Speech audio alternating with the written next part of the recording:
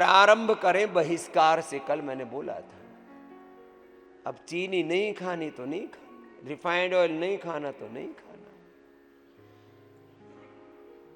सफेद चीनी, सफेद नमक, सफेद मैदा, सफेद तेल, रिफाइंड ऑयल,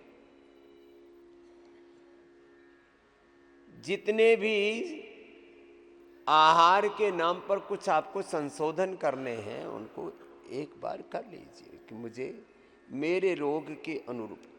सब पदार्थ सबके लिए अच्छे नहीं है। क्या मतलब? केला बहुत अच्छा है, रेडीमेड हलवा है, भगवान जी ने बना रखा है। अब देखो, ये जो बातें बता रहा हूं इन पर गौर करना। केला बहुत अच्छा है,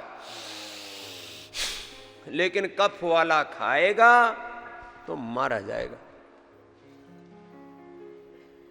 कफ वाले को केला कतई नहीं खाना। केले के साथ साथ घी बहुत अच्छा है, दूध बहुत अच्छा है। दूध पिया, घी खाया तो पूरा फेफड़ा जाम हो जाएगा। जब कफ बढ़ा हुआ है तो घी नहीं खाना।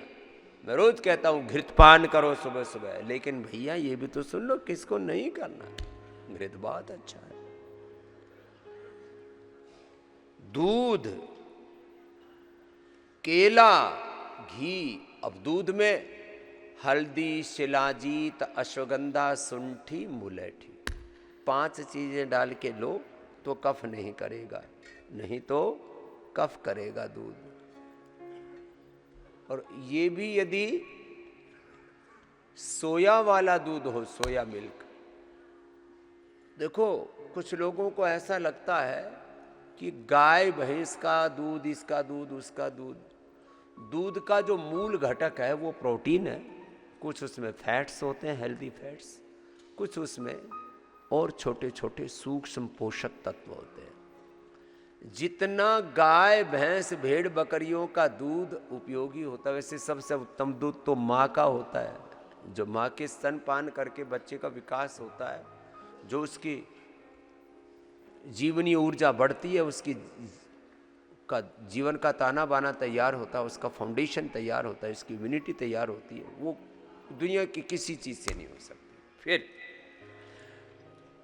गाय भैंस भेड़ बकरियों के दूध के बाद आजकल पूरी दुनिया में एलमंड मिल्क, वॉलनट मिल्क, बादाम का, अखरोट का, तिल का, चने का भी दूध बन जाता है। उसको रात को भिगो दो और फिर उसको भिगो करके, सोयाबीन का, सोया मिल्क तो सोया मिल्क, सोया बट का पूरा पनीर, सोया का दही, छाछ, रोगियों के लिए तो सबसे अच्छा है। उसको भिगो करके एक दिन भिगो दे उसको। आज जैसे आज सुबह भिगोया, कल सुबह उसका छिलका उतार करके अच्छे से धो पूछ करके उससे आप कितना ही बढ़िया दूध बना लो। कई बार हमने बना करके दिखाया। अब इसका तो पूरी दुनिया में बहुत बड़ा व्यवसाय भी है। कफ रोगियों के लिए सामान्य दूध, कफ, कोल्ड, अस्थमा, जिनको बहुत अंदर इन्फ्लेमेशन, बहुत तरह की दिक्कतें हैं। 3 ही तरह की हमारी मूल प्रकृति है, एक वो कफ की, दूसरी वात की, तीसरी पित्त की। पहले कफ के लिए बता रहा हूँ। कफ वालों के लिए जितने भी ठंडे फल, अब जैसे एक परसिमन फल आता है, कोई उसको जापानी फल बोलते हैं, टमाटर जैसा, बड़ा ठंडा होता है। जैसे ये सीताफल है, राम फल है, जैसे केला बताया, और ऐसे ही जितने भी ठंडे फल हैं ये कफ वालों को नहीं लेना चाहिए। घी, दूध कफ वालों को नहीं लेना चाहिए। ठंडा पानी भी, सबके लिए ठंडा पानी अच्छा है, लेकिन ठंडा पानी भी नहीं पीना चाहिए। किनको? जिनकी कफ प्रकृति है उनको मुलैठी का या स्वासारी का पानी पीना चाहिए। जिनकी कफ की प्रकृति है उनको रात को सूर्यास्त से पहले, वैसे तो सभी के लिए अच्छा है, जैनिज्म के 3 बड़े सिद्धांत सारी दुनिया को फॉलो करने चाहिए।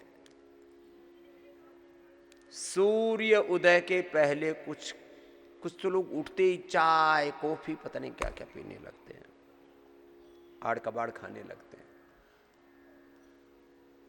एक भुक्तम सदारोग्यम, एक बार खाओ। हमारे जैन मुनि पूरे देश में एक ही बार खाते हैं।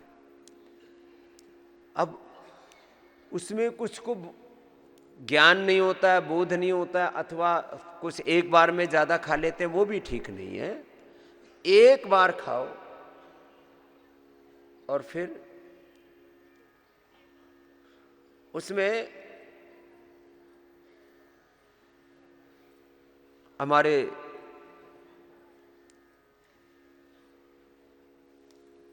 तपस्वियों की बड़ी परंपरा हमने देखी, जैन परंपरा में भी, बुद्ध परंपरा में भी।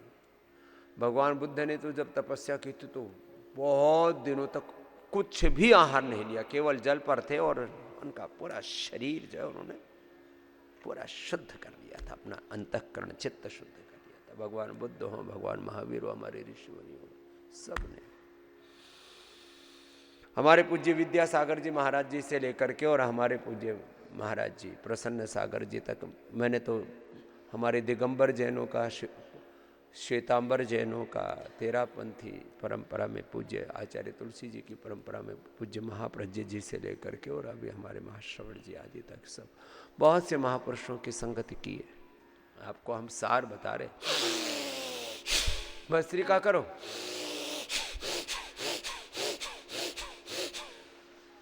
एक भुक्तम सदारोग्यम, एक भुक्तम सदारोग्यम, द्विभुक्तम बलवर्धनम, त्रिभुक्तम सदारोगम, चतुर्भुक्तम तुमारकम, हितारः मितहारः अल्पहारः शयेन नराः वैद्या चिकित्सन्ति आत्मनस्ते चिकित्सका, हित भूकरित भूकमित भूक, युक्ताहार विहारस्य युक्त चेष्टस्य कर्मसु, युक्त स्वप्नावबोधस्य योगो भवति दुःखः।